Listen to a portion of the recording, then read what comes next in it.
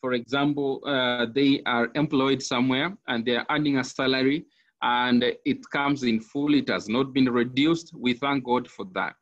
For those that have their own businesses, and that is what we want to talk about today, those that have their own businesses, and those are the entrepreneurs that we want to talk about today, and even those that still have something they're doing somewhere else, but remembering that you still have the ability to create more income, to bring in more revenue, create multiple revenue streams. It's important also to think through how we can be able to establish businesses that actually can be done in a manner that God approves. Personally, I would say that maybe to start off with my own example. While in college, I had already started engaging in a few things here and there.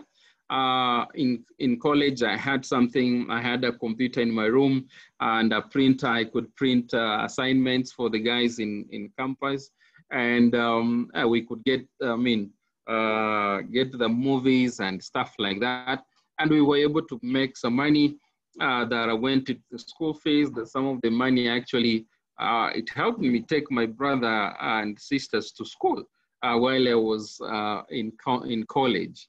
Because that time when you get this high education loans board is barely 35,000 shillings, which could not do much. And while still in college, I could be able to have someone operate the machine while I'm in class. And then I started engaging with lecturers who have assignments, who have consultants works out there, and they need an extra hand. And of course, that way I was able to be exposed to the consultants field. And even when I came out of my undergraduate, I still had an idea of what to do, how the world looks like, how tough things are out here, how creative and innovative I ought to be, and stuff like that. And so I would say that over that period of time until now, there's a lot that I've studied, there's a lot that I have been part of, there's a lot that I have been, for example, I run a company that does water and irrigation projects. I also have a consultancy company that I deal with the issues of governance and leadership, as I already said earlier. We also have another platform where we're able to develop standards for businesses, that is ethics and values for business, and many other small things, running a charity school here and there, and all those things. Why am I listing this? It's because as the children of God, God has given us abilities to be able to think beyond where we are and be able to make good use of our time, make good use of the opportunities that He has brought our way, make good use of the of our intellect, make good use of the opportunities that He enables us to see by our own eyes, by what we read in the newspapers and on internet and in other spaces, by what we hear, experiences that are being shared by other people, and how we can be able to turn that around. So all these things, I'm speaking about them as an example, so that then we're able to know that even us, in addition to what we're already doing, for those who are doing something, you can do much more. And for those who are yet to find something to do, today we want to tell you that by the grace of God, when you put the knowledge that God has given to you into practice, then you'll be able to even use that phone of yours to make money. You'll be able to use the network that you have to make some money. Money for yourself first, and money for the family members that you have, but also money to respond to God's calling. That is to support mission work, to be able to support those people that I need and those people that come to you. Because as a child of God, people will always be knocking on your doors for support. And so that you need to have something to support them with. And also as young people who are thinking of having families, then tonight we are being reminded that we need to have those resources for us to be able to build our families on stronger grounds financially and otherwise. And I will tell you that many times when we engage with the young people, especially during the times of preparing for a wedding, some have come to us with maybe budgets of up to 800,000 shillings, 700,000 shillings. And then when you ask them, what do you have? They completely have nothing. They're even waiting for that fundraiser so that they can get money for suits and gowns and other, including dowry and other stuff. But then you realize that that way we invest a lot of efforts to mobilize for these monies, yet we should invest a lot of that effort to actually build a stronger family that is founded on revenue streams that are actually sustainable and stable for that fact.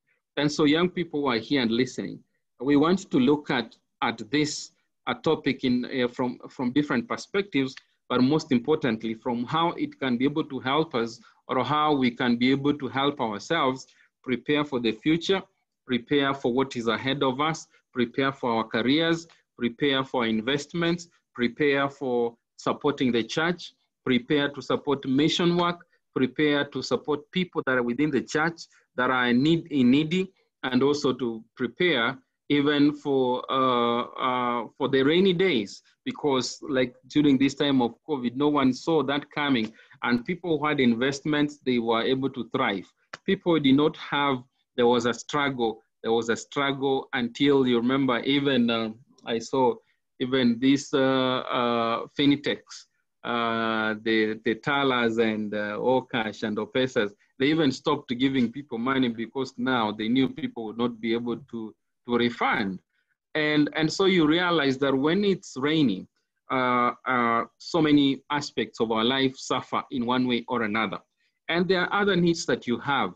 You need, your parents are maybe not in Nairobi, and so you're here in Nairobi, or in any other town, you are still in college or out of college, and you need school fees, you need clothing, you need shoes, you need food, you need airtime, you need bundles, you need to visit friends here and there. You need everything, and especially I'm saying again, if you are in Nairobi, anything you think about, you must think about the equivalent of it in money terms, because you cannot think of airtime without thinking about the money to buy it. You cannot think of a clothing without thinking of the money to purchase it. You cannot think about going to town unless you plan to walk to town and back, depending on where you come from and the distance from where you are to town, without thinking about money for fare. You cannot even think about drinking water while in town without thinking about the money to buy it. You cannot think about eating in town because there is no food for free without thinking about getting where to get the money, the equivalent amount of money to purchase that food. And so in Nairobi, literally everything is money. Even the skuma of 5 shillings, you must think about that 5 shillings. And so because of that, then, we have been given the endowed with the abilities to be able to generate that money. And that is what we want to look at, and also looking at it in the perspective of us preparing for the future.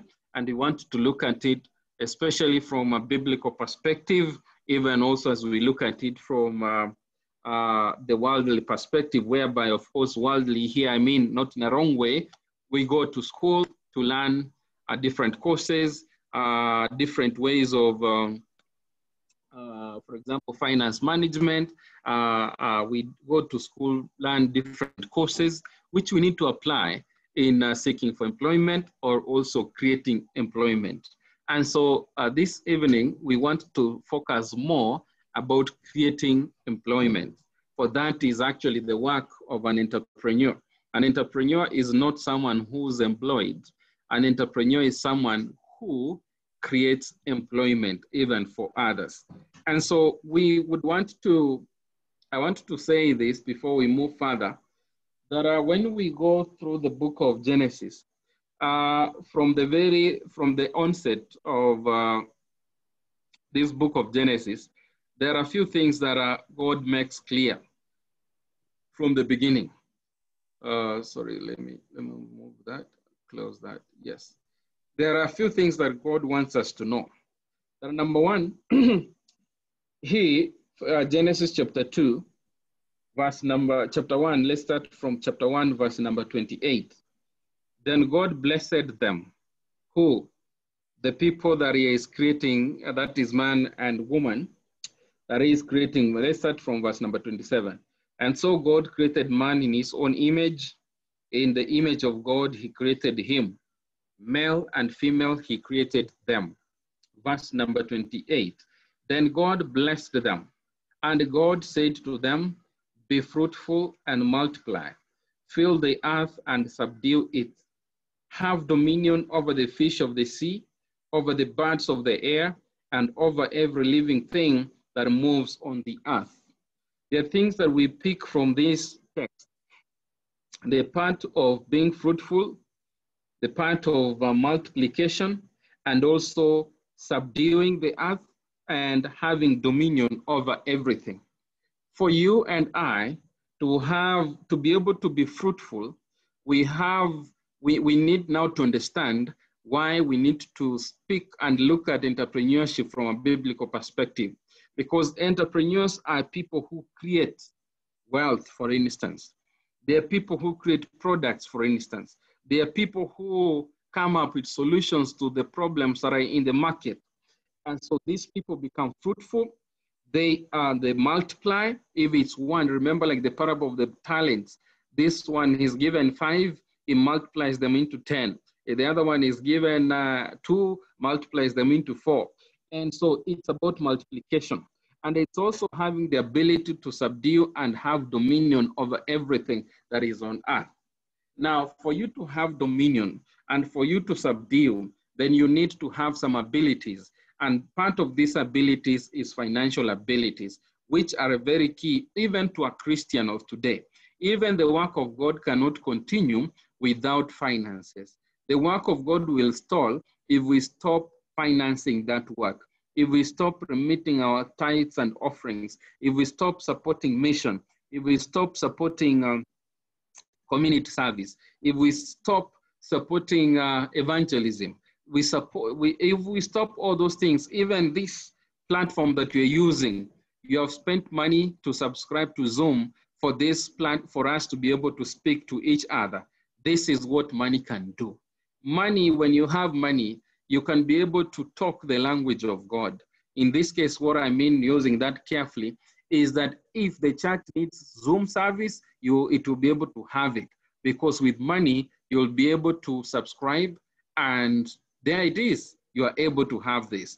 If you want to build a church with money, you are able to put up that structure. You want to support someone who's needed to go to school, what is needed is money, school fees. You are able to step in and ensure that is done. You want to marry, you need a good wedding, you need to put in money. You need to have a family, you need to provide this family's shelter, clothing, food, healthcare, everything, fun, and pleasure and entertainment. You must think about money. So you cannot run away from thinking about money, even as Christians. Now, God, in the book of Genesis chapter 2, he, from verses number 7, as you start reading, you realize that God, at this point, he has created man out of the dust of the ground, breathed into him his nostrils, the breath of life, and man became a living being. Then a number of things started happening. God, having created Adam, God went ahead and they planted a garden eastward in Eden. We are in chapter 2, verse 8 of Genesis. God planted a garden eastward in Eden, and there he put the man whom he had formed. And out of the ground, the Lord God made every tree to grow. But the text that I want us to have some keen interest in is number 15. Verse number 15. Then the Lord God took the man and put him in the Garden of Eden to do what? To tend and, where is that text? Yeah, to tend and keep it. Another translation said to work it, to be able to cultivate it, to be able to make sure that it continues to multiply, it continues to yield, it continues to be fruitful. It continues to, in short, man had work to do. This man is being given work before he's being given a wife. And so young people would want to advise without blinking that it's important ujipange kwanza before you think of getting married, especially to the young men. It's very important to think about that, so that then you are able to, beyond the support that people give you during the wedding, you are able to run your own affairs. You are able to sustain yourself. But I also want to add on that, it's important for us to know, and I've told, for example, young people this, that even as you plan, for example, for a wedding, you need, if people don't support you as you expect, then whatever amount of money that you have should be able to carry that wedding through. You should not get stuck because people have refused to give. That is poor planning. And that way it means that you've not really planned yourself properly in terms of being ready for a wife. So just like God gave Adam work before he gave him a wife, so is you. Work, be an entrepreneur, earn and create means of earning a living before you bring that wife home. Now, who's an entrepreneur? I know you know these things, and I just want to rush through them quickly, but also most importantly, giving them a biblical perspective. And have your Bibles ready. We're going to read a few texts. We see what they are saying. Number one, I want to say that an entrepreneur is someone who has the capacity for innovation, capacity for investment, and even expansion. That you are able to look around and come up with a solution over something, and you can be able to attract investment into that innovation, and it can be able to, it can expand to reach new markets, to create more new products, and also to even employ new techniques. And in that way, then as an entrepreneur, you become a job creator. And as I said, we are not talking to employees here, but we are talking to entrepreneurs, people who create jobs. And even if you are an employee somewhere, you can also be an employer somewhere. You can be earning your money in the company where you're employed, but use part of that money, invest it, and create a business that can be running by itself, giving you an extra revenue stream, but also supporting someone else that you have employed.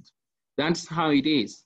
And so when it comes to innovation, as the children of God, we cannot say that we are redundant. We cannot think, we are not creative, we are not innovative. We cannot, when we look around, we think that everything has been innovated. We have nothing else to add. There is much more that we can do. And even from the existing, you can always create a product and be able to attract investment into it and expand it and reach out to many other markets.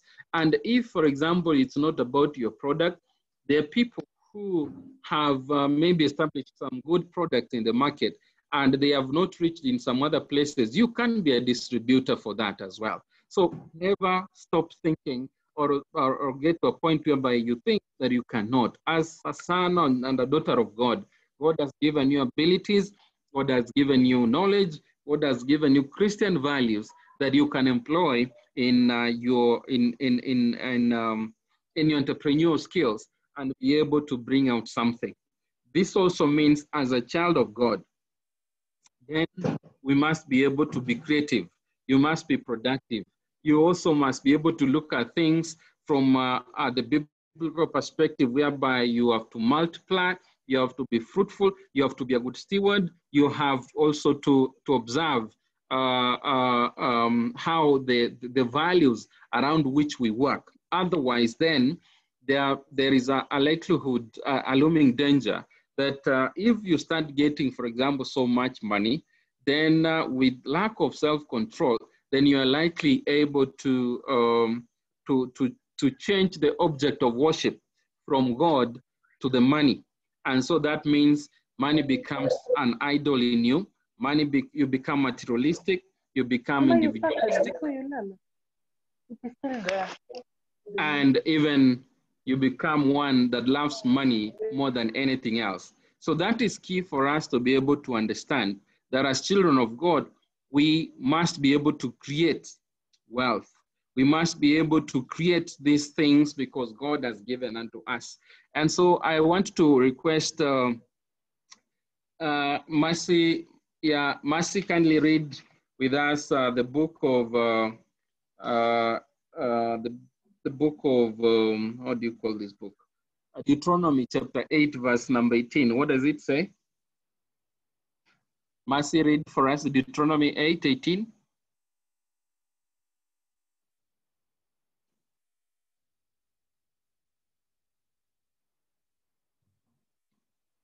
Kindly have your Bibles ready. We want to read a few texts. Let me read. Go on. The Bible says, remember that it is the Lord your God who gives you the power to become rich. Yes. He does Finish. this because... I go on. Yeah, go on, finish it. He does this because he is still faithful today to the covenant that he made with your ancestors. Amen. That remember, the one that gives you the power to become rich, the one who gives you the power to create wealth is God himself. Why? Because with that power of creating wealth, then you are also able to keep the covenant that he himself is also keeping. God is telling us that return to me, he says tithe is holy. 10% of everything that I've given you is mine. And so where are we going to get money to return as tithe if we do not have work to do? And so he, because he's the one who has promised and is the one who gives us the ability to make money, then we need to go to him to give us the knowledge, to give us the wisdom, to give us the power and the blessings to be able to create that wealth. This also means that as a Christian youth, we need to start thinking big and consider that God himself needs us to be more initiative, to be more to be people that are motivated and people that can sacrifice and be patient, knowing that it's him who gives the power to create wealth. That one, we should not run away from it. And so when he says that all riches, all gold and silver are mine, then it means that we go to him and is able to give it unto us, and we become good stewards and invest it, and it will be able to generate more for ourselves, but also for his own use. A number of sisters, you continue reading. As you continue, just have your Bible ready. I'm going to give you a few more other texts so that we can look at them. Now, because we don't have much time, I want to look at about 10 issues quickly on what we should consider as Christian entrepreneurs. Number one, we must be self-confident. Self-confident is a positive, self-confidence. This is an attitude that we need to have, because we know that our God is the one who will provide us with is the source, the proper source of self-confidence. Yes, in school we learn that our self-confidence here entails that we are able to be positive yet realistic on the views of ourselves and also the situations in which we find ourselves in as entrepreneurs. That yes, we should trust in our own abilities. We should be able to have a sense of self-control. We should also have be able to reason and be able to wish, to plan, and to execute. But we can also augment that worldly knowledge with the knowledge of knowing that proper self-confidence comes from God. It's him. When you look, for example, at the man David, it's God who gave him the self-confidence to be able to have, to believe in himself. and also to go. For example, if you can take it when he was facing Goliath, he had to go to Goliath, to face Goliath, not by his own strength, but the strength that is given and the confidence, that is being given by God himself. Solomon will tell you from the book of 1 Kings chapter 3, 4, 5, 6, 7, 8, 9, up to 10, how he depended on God for wisdom, for knowledge, for wealth that no another person has had before him and after him, for wisdom that he had, and for the knowledge that he had, and for everything that God gave him and the power thereof and the blessings that came from God. So just as a secular way of the secular world teaches us to be self-confident as people who are engaging and developing entrepreneurial skills, so should we be able to upscale that to seek that self-confidence from God. Because when we go to God, we want to ask him that we need this wealth for your service. We need this wealth for our families now and in the future. We need this wealth for our own career advancement, for you have given us the ability to do so. We need this to respond to other issues of the world that you have placed us in.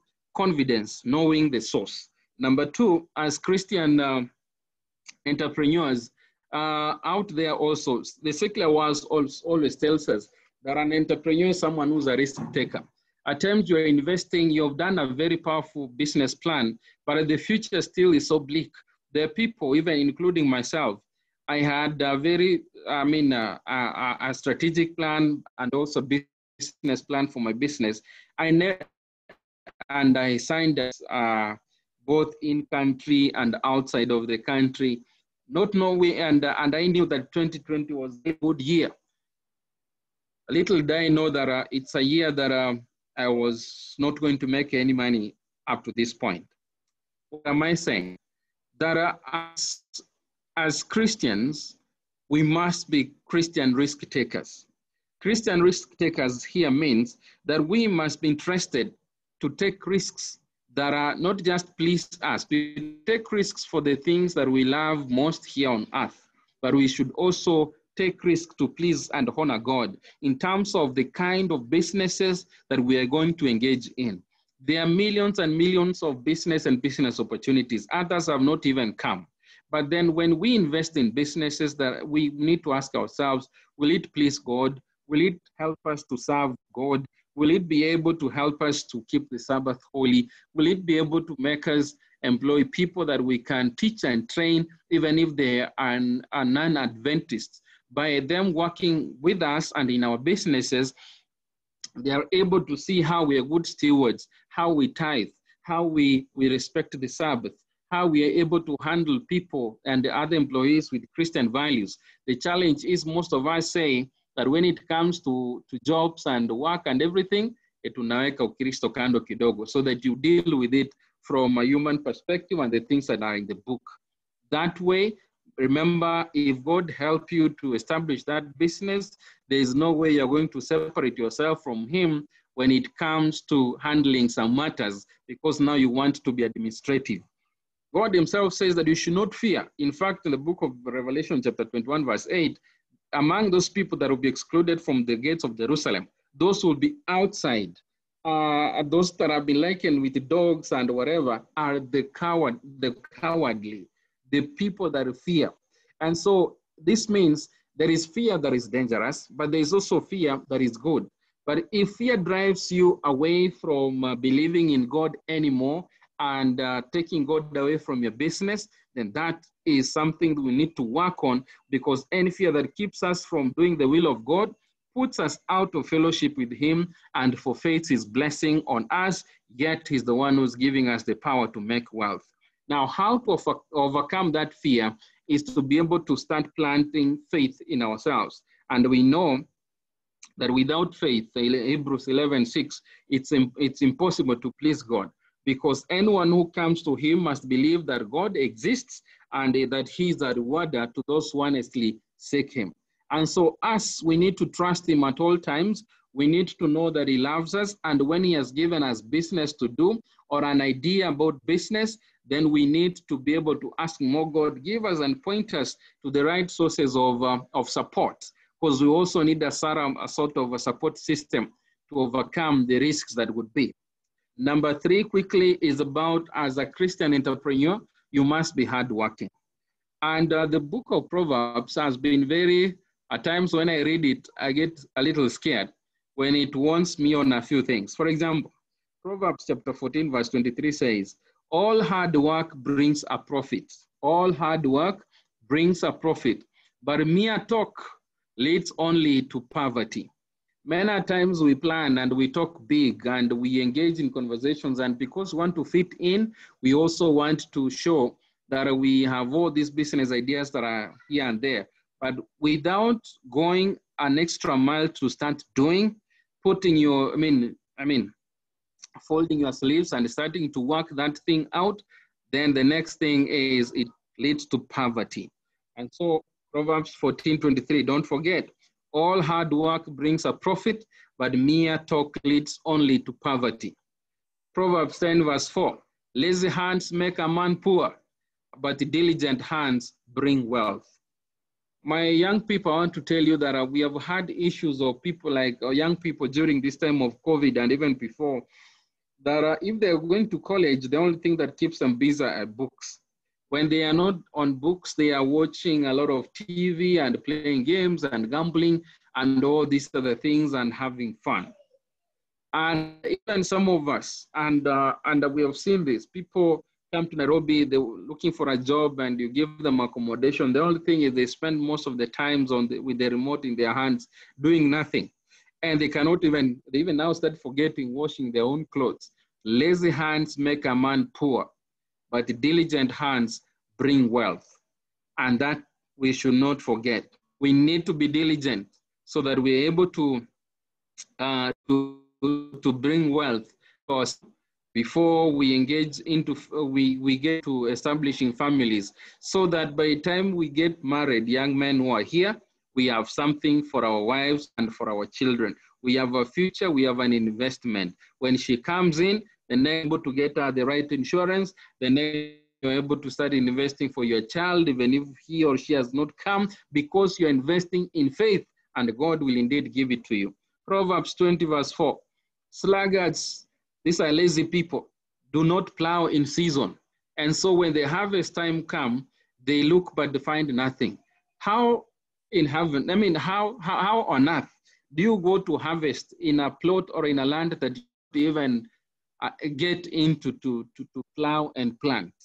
But lazy people think that things are this. Let me tell you, these are not the times of manna, when manna just falls from heaven and so long as you're full, you're okay.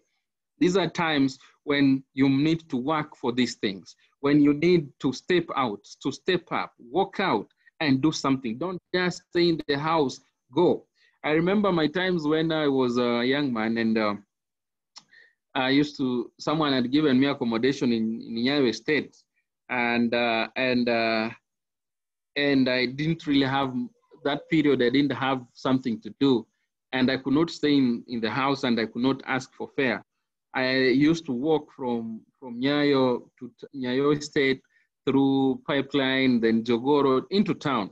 I try getting the cyber, do whatever I can do, send a few emails, go to the sunken parking. Most of you know it around Kenyari. We eat air burger with like a toothpick in your mouth, convincing yourself that you've had lunch like anyone else, then go back to the cyber and check it out, see whether there's a reply. That time, I think browsing was 50 cents. And so you have like 20 shillings for that. So you go to the cyber, you browse until like when it's on the 19th minute, because when it clicks 20, it starts counting 11 shillings. So when it's on the 19th minute, you sign out. You go to the sunken parking, you wait and go back and use the other 10 shillings and see. In fact, that's how we did until we got our first grant for a project. We had some project in a women empowerment project. And so we kept trying different donors until one day, one believed in what I had written and they tried us with 280,000 shillings. We implemented something and we reported quickly and they were able to improve it from 280 to 2 million shillings, then from 2 million to 4 million shillings. And to the point when the project ended, they had reached at 10 million shillings. And I remember that from 20 shillings that I could use to browse and stop browsing at the 19th minute, sign out, go wait until the afternoon, because also the time difference. When we hear it's in daytime, the other side is at night time. So then it means that when I've written an email, I have to wait until they wake up and then of course go check. What am I trying to say? We cannot sit and plow, and go to the farm to harvest where we have not plowed. Lastly, Proverbs 21 verse 25, the cravings of a lazy man or a sluggard will be the death of them because their hands refuse to work. When you refuse to work, you want to depend on handouts, you want to depend on your family, on your parents all the time, you want to depend on your friends, you cannot even keep up a family. Don't even think of wanting to marry if you cannot put your hands to work. In fact, you're causing death to yourself and to the people that you're bringing. There will be no happiness in that home. There are many things we can talk about that. Innovation. As a Christian entrepreneur, you just must be innovative. Innovative in the sense that you must always think outside of the box and want to bring in new methods, new services, new products, new markets, new sources of raw materials. Just think of something to do, explore the unknown spaces and get in there, create new paths of progress. And that's why in our church we have the pathfinders, so that they're able to create new pathways. And so you can be a pathfinder in your own ways by creating new economic opportunities. Go to God, he says, I'll do whatever you ask in my name, so the Son may be glorified in the Father. So if you know that, if you feel that there is something you need to create and you do not have the ability to, go to God and he will point you even where to get that. You will go to God and he will point you to someone who is maybe a good mentor. He will mentor you. He will point you to a certain book and you'll find knowledge. In there, you'll be able to succeed. So as you are a young person right now, you still have a whole future ahead of you. But remember, you must always seek to be one who's creative, who is innovative, one who's confident, and of course, one who's able to use the abilities given to you by God. Now, this means that as we come to the close and invite comments, that we must, and again, just to repeat, we are talking about we must be confident, self-confidence that comes from God because he's the source. You must be a risk taker. You must be hardworking. You must be innovative. And also you must be, I didn't mention this, but you must be also a leader. A leader in the sense that you are able to make decisions and you're able to look at complex situations, be they economic, social, and make something out of it. You need to be one who has this what we call positive thinking. Positive thinking, yes, the world always talks about positive thinking, but the true way of Christian positive thinking is actually based on biblical principles of self-worth and self-esteem. And we saw this yesterday, self-worth and self-esteem. When you know that you are fearfully and wonderfully made, and God created you for a purpose, and God knew you from the beginning, then indeed you know that he is your God, he is your creator. Be positive in the things that you want to do.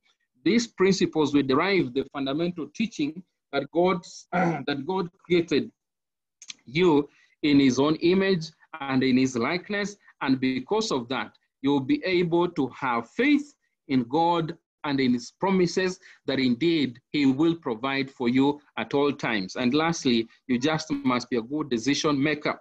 Decision making here comes because, again, as we said, the book of James reminds us that when you go to God, he will give us wisdom to be able to understand. Now, as we close this, and for those who came later, we saw that 38% of the population of young people right now, they are actually jobless. They are, even those with skills and training, they are jobless. But also remember, even as you look for a job, the government is not elastic. It can only employ so many people. and that is it. And people are retiring at 60 years. So by the time you wait for someone to retire or die for you to get that job without an experience, because they must look at the experience and they look at the gap, the period that you are not in employment, and that will knock you out. So what is it that you can do? Ellen White says, use your hands and improve on the opportunities that God has given you, because he has given you and all of us an opportunity. Ask that God gives you a deeper eye to be able to see that opportunity if you cannot just see it. The same statistics tell us that the young people of Kenya nowadays, they are involved in low-paying jobs, in informal jobs, which are too low to, and even the rate at which these jobs are being created is too low to absorb the growing population. And so there are job cuts, there are employment freezes. Where does that leave you as a Christian youth? Are you going to stay there and just blaming God that he has not provided opportunity when he has given you a hand, he has given you ears? I like the people who are disabled and are able to do something. I see disabled, there are those ones who are disabled and, for example, not in a bad way, they are on traffic, like a time like now it has just rained and so there is so much traffic. Trying to beg here and there. But again, you go to another level, there are those who are of the same kind, but they are even doing shoe polishing, they are selling sweets, they are selling these quick moving small goods, and they are making a living, a decent living for that matter. Even the ones that are deaf, the ones that are, you go to Ambassador, I'm so motivated, and I like, if I must pass there, I like buying stuff from them just to promote them because I feel they're doing something important. So you who has your eyes, your ears, your hands, you have means of even moving from one place to another. You have access to a smartphone that you can easily do your CV there and send it somewhere. What are you doing? Young people, we cannot accept to play second fiddle, because do you know why we even compromise on Sabbath principles and issues when we get employment? Is because we have refused to use the abilities God has given to us. So anyone who gives us employment, we do not even want to negotiate because we waited for so long. We don't want to negotiate. That for us, Sabbath is a no-no. We don't. I wish we can know that the giver of these things is God, and we will indeed be able to be drawn to him, and we will make him first. And as entrepreneurs, we'll be able to have our businesses grow. Our businesses will give God glory. Our businesses will contribute to mission work and ministry. Our businesses will support that pastor who wants to go to college, will support that evangelist who wants to continue with the work of God, will even give him accommodation and take care of his family as he takes care of the work of God. There is so much that we can be able to do when we put God first, and we can be the best entrepreneurs. Lastly, I am involved in what we call Christian Convene. Christian Convene is a group of CEOs and founders of different Christian-led CEOs, companies. And in that platform, we provide peer learning. In that platform, we have executive coaching so that then people are able to grow, and they invest some money to be able to get peer-to-peer sort of support. We can have those support systems in our churches, and we can be able to move far, and we can be able to make our own money, and we can be able then be ready for family. Adam, God gave him work before he gave him a wife. Get work before you go for a wife. Thank you so much, and God bless us. It's open for comments.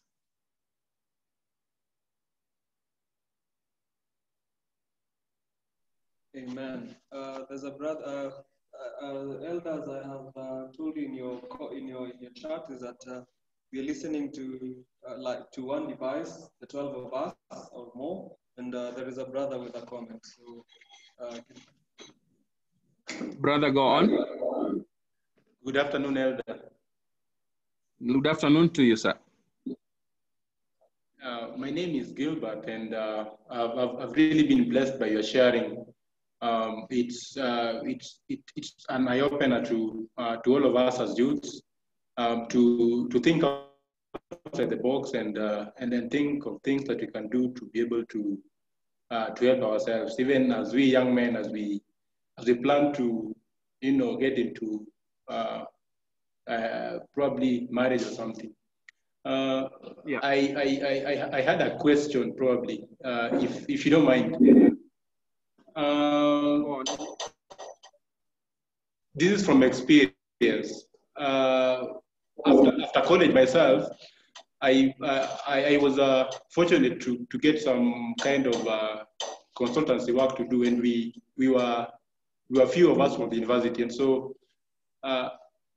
seeing from how guys were operating and how they how we were using our money, probably something according to me was not right. We didn't have a clear plan on how probably we would use our resources in case we get into employment. Like having a clear plan, having like something that you want to do, that you want to achieve. So probably in your experience, economically, is there anything that you think you may have done differently in terms of what you invested in, what the things that you that matter to you at that moment in time? Do you think that there's something that you would have done differently with your resources? Yes. I want to tell you that the answer is yes. Number one is I would remember in the year 2014, I participated in a challenge by AGRA. For those who know AGRA, Africa Green Revolution Alliance, when we were establishing our irrigation company. And that time we participated in that. It was a very competitive challenge that was all over Africa. And we managed, we got in, and I was given $360,000. That's about 6 million shillings. And the challenge I had that time is I did not get the right people to work with. People with knowledge, people with understanding, people who have understanding of, for example, the systems as they would be. People who would understand the issues of taxes and taxation. And I will tell you that we suffered a lot and we almost lost this because of that. Why? Because yes, whereas I went for church members to be my employees, there was that aspect of familiarity that they were not even committed themselves to want to learn new things. And when I saw that I'm almost losing the business, the next thing I had to seek for technical assistance because one, I cannot sack them in as much as I would want to. I could see how they are enthusiastic with this, but then the challenge is they are not adequately qualified. So qualification is also key. But also when we had to source for technical assistance, meaning that for the accountant had also to be trained on the systems of accounting. For the people in marketing, they also had to be trained on how to package the messaging and such kind of things. So yes, you can at times opportunities can come with a good business plan, but when you want to use them, you might also put them in a wrong. You might invest in wrong. What we call how do you call this? The social capital, the people that you have, the team that you have. So I would say I am one advocate of employing people, for example, from my church. Like I think I have around 6 or 7 from my church doing different things in different aspects of my companies and my school. But then you realize that as you rightly asked, some of these things come with experience. Experience teaches you that you need to have a certain culture of doing things. Experience teaches you that there are skills that people need to have. Experience teaches you that it's not anyone who's fit for a certain job. Experience teaches you that there are systems out there that you need to conform to. And yes, indeed, when you realize that you're in a group that cannot think in the same way, then of course you need to depart out of it and be able to think properly with, remember what we said, the parable of this, the talents from the book of Luke, I think chapter 19, verse 12 to 24, so that you're able to come out and invest right, plan right, and have clear reasons for investing. That time, my brother, I was not thinking of ministry, for example. I was just thinking about how we can make money and be able to fly around and make more money and marry and be happy. But then you realize that when you're a Christian, then the reasons for investing and the types of investment you venture into actually change. When it comes to Christian business planning, then you realize that you need to understand that even in the workplace, there ought to be a certain way that you need to conduct your businesses, some certain values and ethics that you need to practice so that you can collectively sort of realize true success. There must be a way that you need to deal when it comes to the Christian workplace, how they even conduct themselves. I mean, we have people that we've employed and they are stealing left, right, center. They are not faithful. They are doing things that are not helping the company at all. And yet they are fellow Christians. What do you do with such people? So there are many things that you need to figure out. And as you said, once you've learned, I mean, it's always good to learn from others who have done it. And my last one there would be, I had a chance to speak to the men, the arm of Karengata. And you know Karengata, those are big wigs in business and everything. And we had an entrepreneurship session and people could share how they do business so ethically and they are able to move on.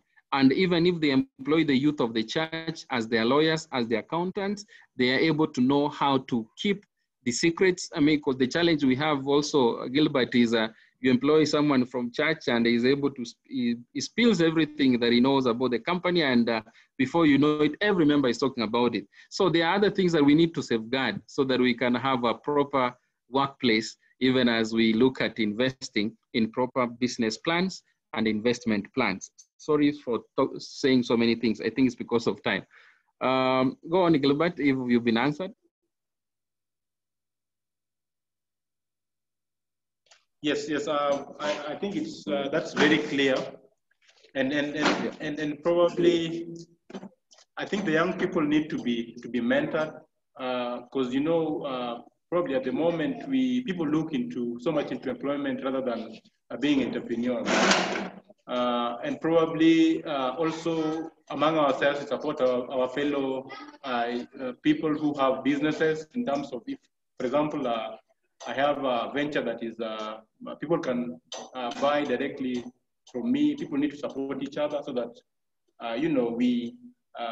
we can grow our businesses from the church. Yeah, you're right. You're right. Very important. Someone else? Our time is up. Someone else?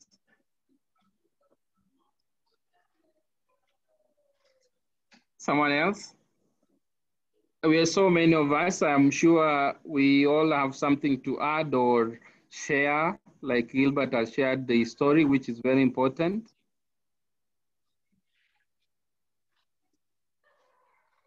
Anyone with anything to share? And I just hope that we don't sign in and we're away from our gadgets or something.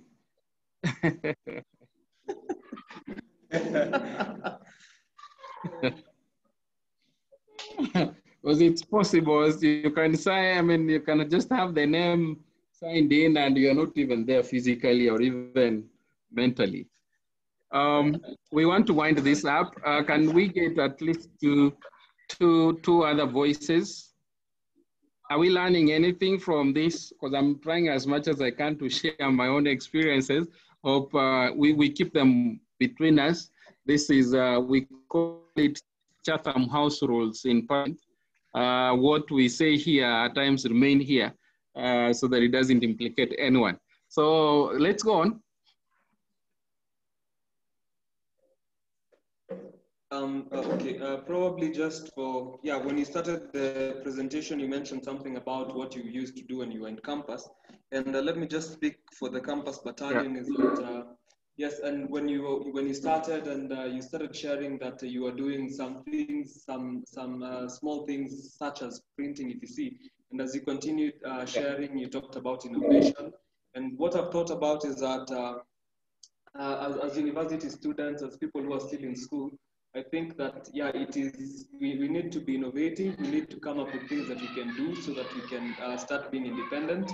And at the same time, balance between our education and our work. And just the other day, I was talking to a friend of mine, and he was actually mentoring me and telling me that it is quite dangerous for a student to make a lot of money, and so you need a lot of wisdom. And I think yeah, there is a lot of wisdom in the word of the Lord. So yeah, I think that was my contribution, and that's the thought that I'm taking home.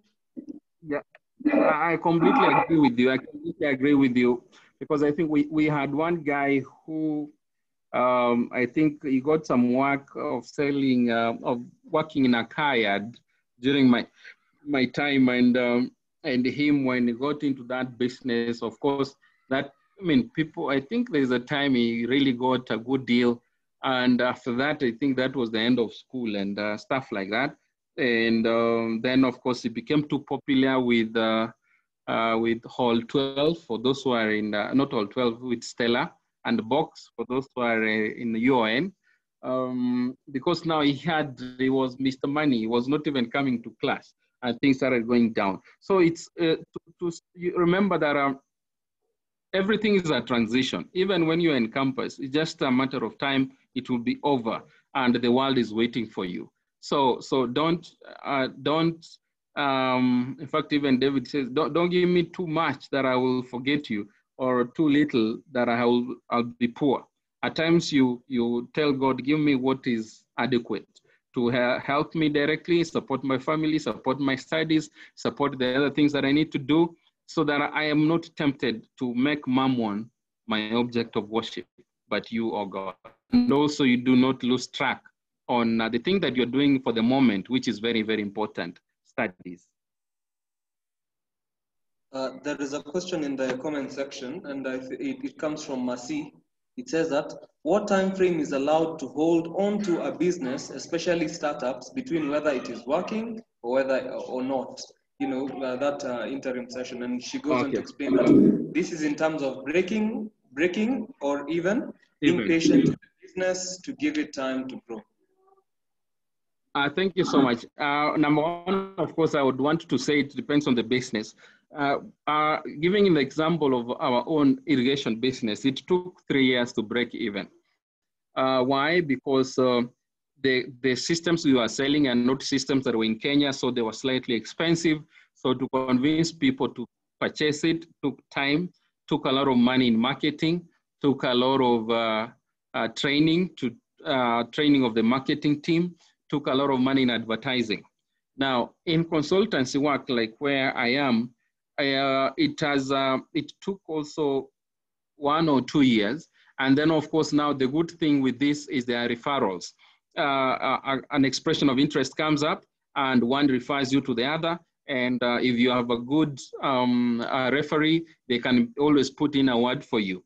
So if it's selling whatever, if it's about buying and selling what is existing in the market, so there are all those challenges, because you might also invest in a place that is over-invested, over-engaged by other people. Like, for example, right now, there are times, for example, to have an M-Pesa shop was really a big thing. And then nowadays, you realize that it's not the best thing to have anyway, because people are able to get your money from your account to your phone and go to the supermarket and pay by M-Pesa. So like, I think the whole of this week, personally, I've not used cash anywhere. And so that tells you that at the moment of cash, M-Pesa, blah, blah, blah, it's also reducing. So what am I saying, Mercy? Mercy, I'm trying to say, it depends on the type of business. It depends on how the startup is starting. How much capital do you have? Because there's capital you can put in a business and it will take forever to grow because it will eat itself. There is where you have an idea, and most of our startups, they are also we get our own livelihoods from there. It's what feeds us, it's what pays our rent. So it never has space to grow. And someone who has a good capital, a human capital, like the people that are going to work with him or her, they're able to move that quickly.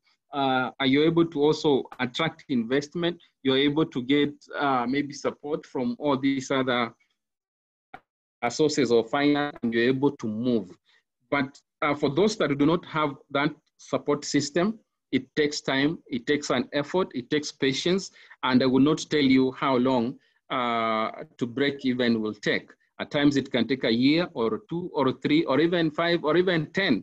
And that's why some long-term investors give you like up to 5 years, 10 years, and such a kind of a thing. So like the irrigation one I just mentioned to you about, we were given 6 years to be able to break even and start returning, refunding, because there was a grant and there was a loan. And so there's a way to have to play with all those things. So that's what it is, Mashi.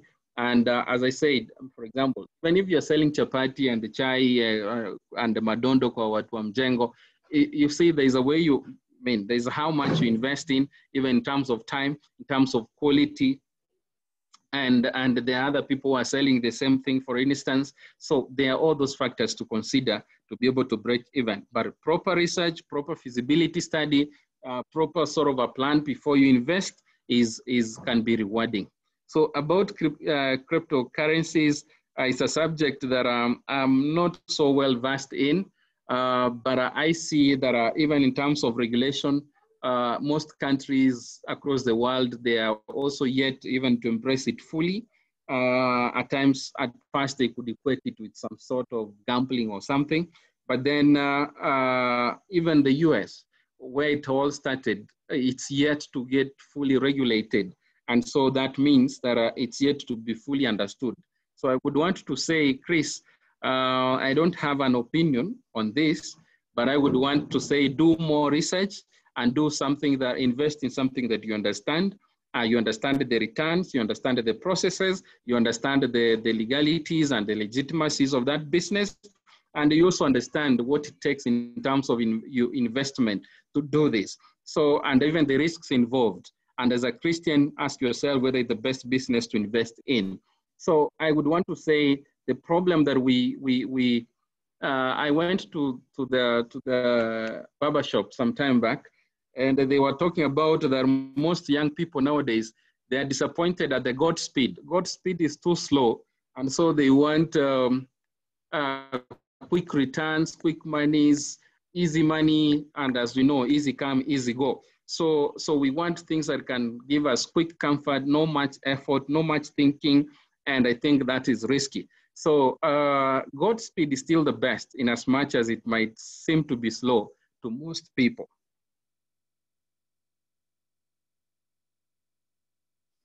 Go on. Our time is spent. I don't know how Spencer, is Spencer around or who was coordinating us today? Yes, I'm around, and yes, I think this is like every other topic. It's a topic that can go on, and but our time is up, sadly. I don't know. I don't know. However, probably we could just hear from Chris if he's satisfied with the answer. So probably Chris, you can. Chris, go on.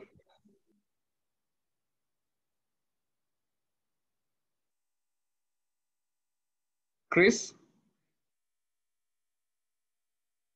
Is he with you or he signed from his phone? Because I don't see him on the participant list now.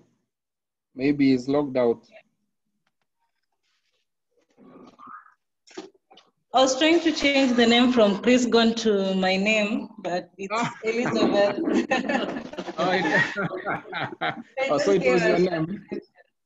Yeah, but yeah, I believe it's also a white topic, and it's something that people are really getting into recently. So yeah, it's important to do your thorough research, because most people have lost in it, and I think others are saying they're gaining in it as well.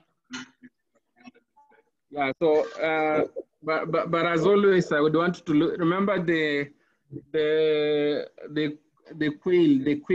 quail eggs scenario. So even as we want to get into some of these things that look attractive and quick in terms of return on investment, I think we need to take our time and try to study widely and see whether it's really an investment. Because when you invest, there is time, there is effort, there is money, there are relations, there are people you bring in. For example, you want to see whether those relationships can be sustainable beyond that period.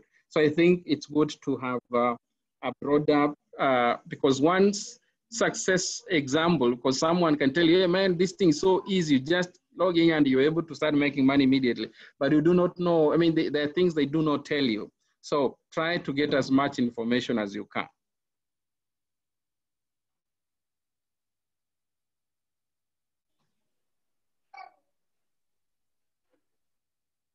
Yeah, I think we can bring it to a close now. And yeah, so maybe Spencer, you can have someone to pray with us so that we finish it up.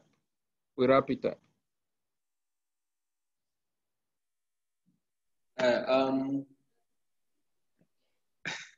I'll ask Ruth to pray for us so that we finish. Ruth, you can come and pray for us.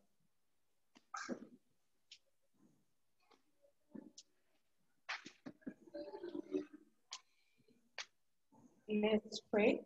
My blessed Father, Lord, thank you for the knowledge that you are giving today.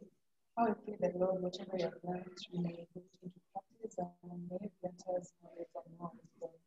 But above all, Father, Lord, may you draw us near unto you, that each day as we live, we may be a perfect example to those. For this we ask in the name of Jesus, is our Lord and Savior.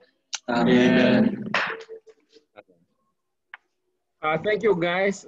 See you tomorrow. Amen. Thank you so much. Tomorrow is your last day until Sabbath. Is it? Okay.